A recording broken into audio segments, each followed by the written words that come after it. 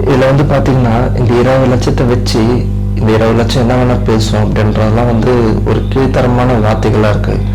இவங்கள பத்திரிகைக்காரன்றலாம் சொல்கிறத விட ரொம்ப கேவலம். ஏன்னா அந்த 20 லட்சத்தை வச்சு எப்படி வேணால் பேசுவாங்கன்னா அது என்ன அர்த்தம், என்ன மீனிங்கு, யாரை நீங்கள் கொச்சப்படுத்துறீங்கன்றது புரியல. ஒரு உதவின்றது வந்து அந்த காசு கொடுத்து என்ன கொடுத்தாலும் ஈடு செய்ய முடியாத ஒன்று.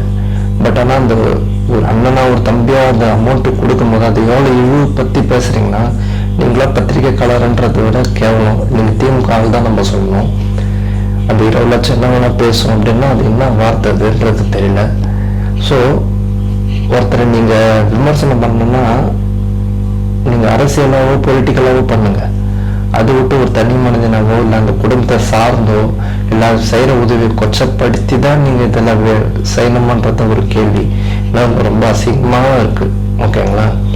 இது மாதிரி பண்ணுறது, பர்சனலாக அட்டாக் பண்ணுறது, ஏன்னா ஒரு உதவி செஞ்சால் அது மாதிரி ஒரு ப்ரொடெக்ட் பண்ணுறது. அப்போ நீங்கள் யாரை இழிவுபடுத்துறீங்க? அந்த 20 லட்சம் என்ன பஞ்சு? அது ஒரு உதவியாக ஒரு அண்ணனா ஒரு கைமாறாக செய்கிறாரு. அது போயிட்டு நீங்கள் வந்து அந்த 20 லட்சம் என்ன வேணால் பேசுன்றதெல்லாம் வந்து அது தெரியல. அந்த மாதிரி வேர்ட்ஸ்லாம் கேட்டவே கிடையாது. இப்போது பத்திரிக்கைன்ற பேரில் ஒன்று வெளியே வர்றது தான் பார்க்கும்போது ஓகே இப்பெல்லாம் கூட பேசுவாங்கன்ற மாதிரி தான் இருக்குது. அதில் எவ்வளோ தப்பான வார்த்தை தெரியுமா? நீங்கள் யாரும் இழிவுபடுத்துறீங்க? குற்றங்களை இழிவுபடுத்துறீங்களா? நாங்கள் 41 குடும்பத்தை இழிவுபடுத்துறீங்களான்றது உங்களுக்கு தான் தெரியும். ஏன்னா இது மாதிரி அப்படி பேசுறது வந்து மக்களுக்கு தெரியும்.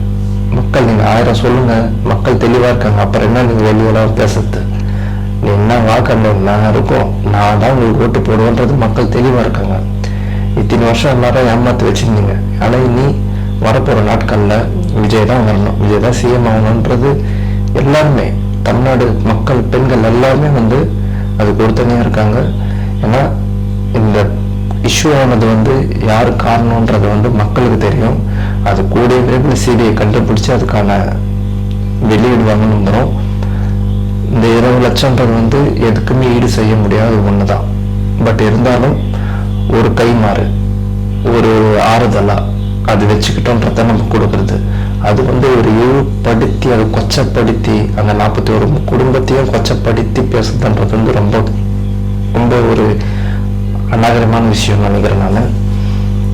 அது மட்டும் இல்லாமல் இனி இந்த வருஷம் தீபாவளி வந்து யாரும் கொண்டாடக்கூடாது அப்படின்றது வந்து தலைமையிலையும் விஜயண்ணா சொன்னதாகவும் சொல்லி அஃபிஷியலாக சொல்லியிருந்தாங்க.